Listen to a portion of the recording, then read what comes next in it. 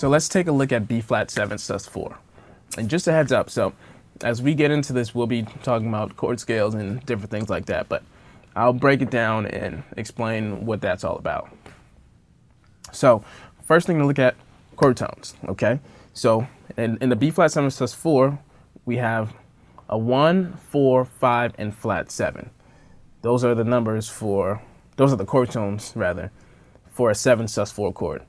And so in a dominant chord, right? So in a dominant chord, we have 1, 3, 5, and flat 7.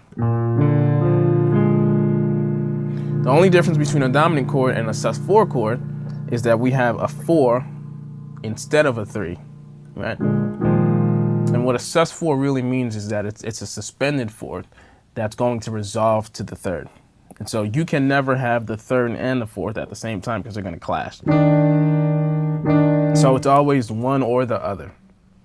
So dominant, the chord tones for a dominant chord is 1, 3, 5, and flat 7, whereas the chord tones for a 7 sus4 chord is 1, 4, 5, flat 7, right? So in the case of B flat, we have our 1, we have our 4, which is E flat, we have our 5th, which is F, we have our flat 7, which is B flat, which is A flat. Okay, so these are our chord tones. So now we're going to look at our non-chord tones, or which is also called tensions, right? So in the scale, we have 8 notes.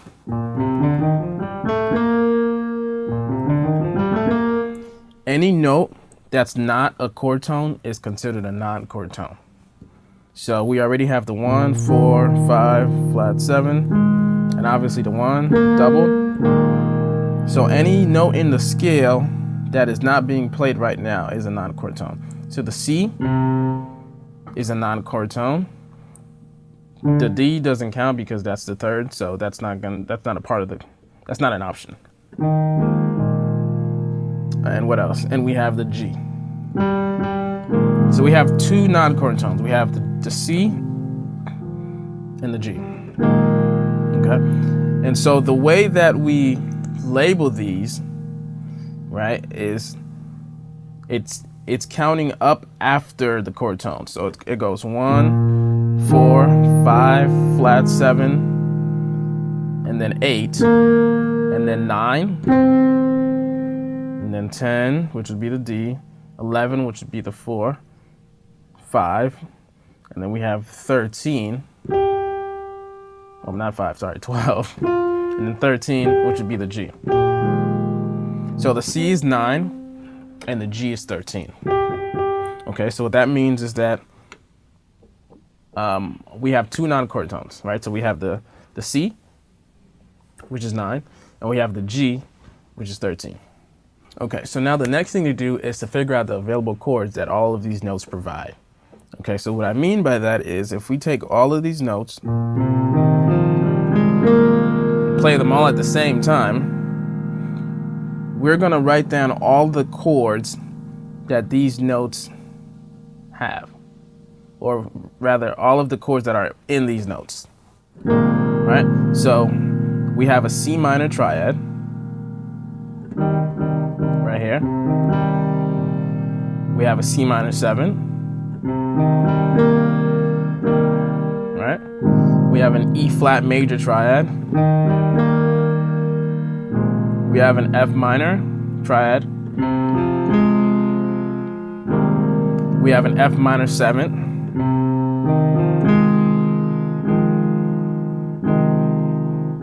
We also have an A flat major 7.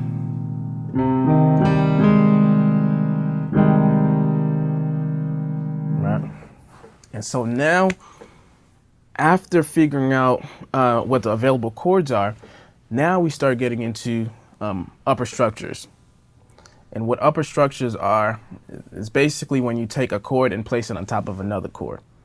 And so what we're going to do is we're going to take our B flat 7 sus4 in our left hand for now, and we're going to place these upper structure chords on top of it and see what tensions and what options each chord provides. So basically we're going to take the C minor triad, put it on top of the B flat 7 sus4. I'm going to take the C minor 7, put it on top of the B flat 7 sus4, take the E flat major triad, put it on top of the B flat sus4, take the F minor, put it on top of the B flat sus4, F minor 7, put it on top of the B flat 7 sus4, and then take the A flat major 7 and put it on top of the B flat 7 sus4. Okay, so let's take a look at the different tensions and the different options that these triads give us. So the C minor triad over the B flat sus4 gives us tension 9, gives us 4, which we already have, and gives us 13. C minor 7 gives us the same and just doubles the root. The E flat major triad gives us 4, 13, and 1. The F minor triad rather gives us 9, 5, and flat 7. The A flat major 7 gives us 9, 4, 13, and flat 7. Okay, so this is really cool because this allows me to view each individual chord as its own entity, right? So if I have the C minor 7 triad, for example, over the B flat 7 sus4, I can subdivide that harmony. Well, firstly, let me do this real quick. So the way that I would voice it is definitely not like this, right? So if I was going to use the C minor upper structure over the B flat 7 sus4, I would voice it like this, more than likely. Right? So in my left hand, I'd have the 1 and the flat 7, and in my right hand, I'd have the C minor triad. So it gives me everything that I need, right? I have tension 9, I have my 4, and I have 13.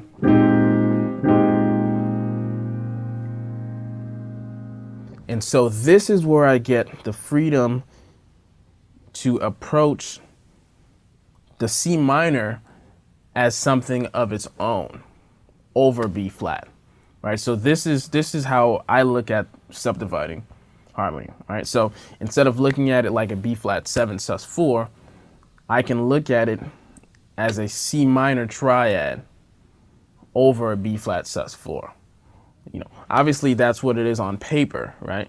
But I'm gonna approach it as such. And so let's say I wanted to use a C minor in like a drop 2 form, you know, nothing crazy, no 5 of, not yet anyway. So I'm just gonna start off real simple. If I just take C minor triad, just do it in drop 2, right? Or maybe even a C minor 7. Right, so how would I use that to bring out the B flat 7 sus4 harmony? This is how I would do it.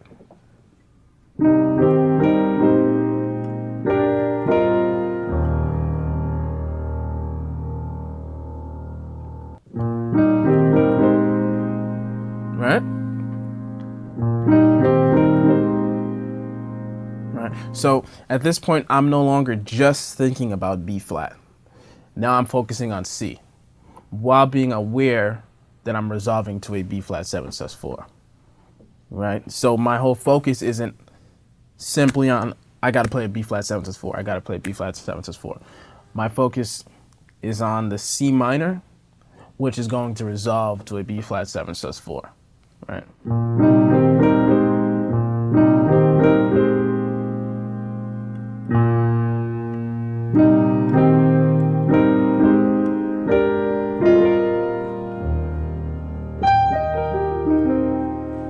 Okay, let's take another chord. Let's take the A flat triad, right? Or the A flat triad and the A flat major 7. Let's take the same concept. Let's do some things surrounding. Let's think about it like this. Let's forget about B flat for a quick second.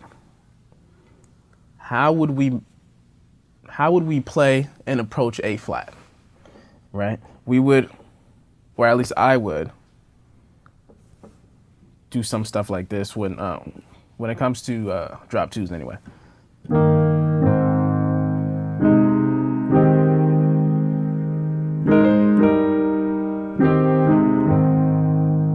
Nothing fancy, just A flat triad, inversion, A flat major 7, drop 2, then approaching it with like a 5-1.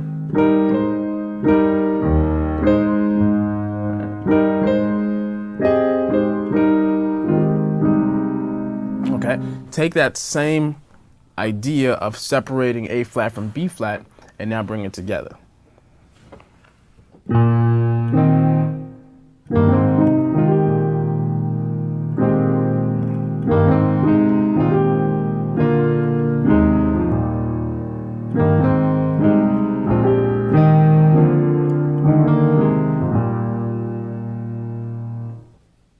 And so all I'm really doing is realizing that A flat triad or A flat major 7 is a subdivision of B flat 7 sus4.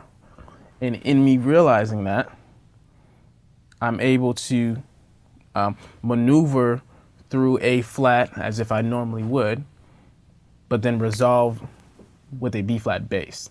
And it works.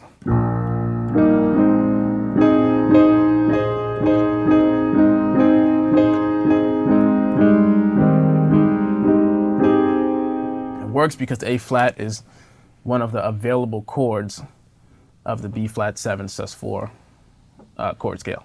We could take it even further and do some more tricks or melodies or just play around as if we're thinking about A flat, right?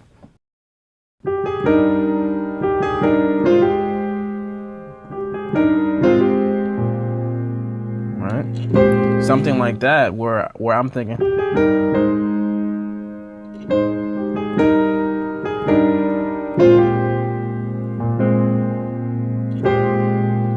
Resolving to B flat, or if I'm thinking about an arpeggio, right? An A flat arpeggio. Okay.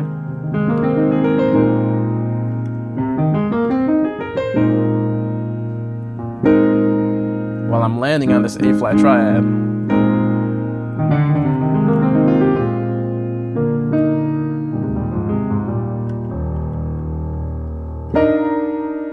Okay. And this kind of approach goes for any one of the available chords. So you have this option with the C minor triad, the C minor 7, the E flat major triad, the F minor, and the F minor 7, as well as obviously the A flat and the A flat major 7. Like for example, if I took the F minor 7, if I played it in a drop 2, right? I could do something simple, like just inverting it.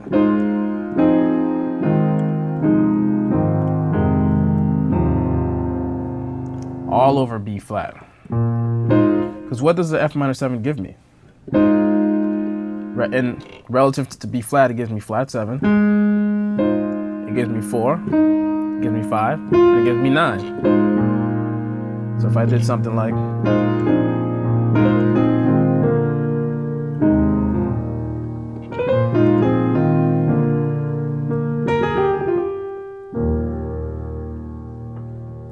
We can take this even a step further. Let's say I'm looking at the F minor 7. Now we now know that the F minor 7 is a subdivision of the B flat 7 sus4. So knowing that, what if I approach, just like before, separated them, if I approach the F minor 7 as if I would normally approach F minor 7? What if I went C7, flat 9, to F minor 7, and then approached the C7 with a G minor? So ultimately, it's just a 2/5 of F minor. So I'm going G minor 7, rather, to C7 flat 9 to F minor 7. So it sounds something like this. with the bass. Without the bass, and with drop twos and ruleless voicings, it'll sound like this.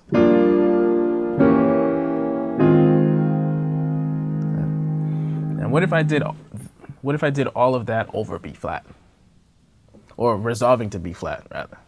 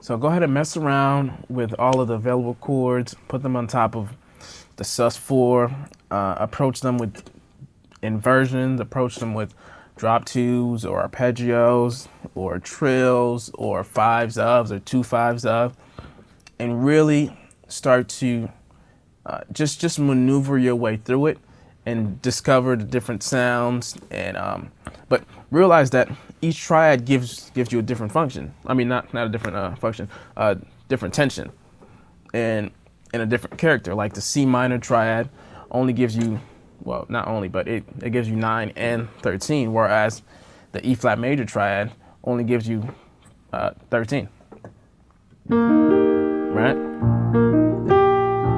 Whereas the C minor gives you 9 and 13. So you're gonna get more out of the C minor than you would out of the E flat. But take some time, go through it, and of course my rule is once you get this down for B flat, you do it in every other key. And also realize that this is just one chord. This is just a B flat 7 sus4. You could do the same exact thing for a B flat 7 chord, right? Or a B flat minor 7. There's a whole set of available chords for that as well. So this, you could spend a whole week on just figuring out available chords for each letter name and all of its harmonic contents, whether it's like C major, C minor 7 flat 5, C dominant, and then D flat minor, D flat major, D flat minor 7, D flat dominant, and so on and so on. So there's a lot of options here, and I think it's dope.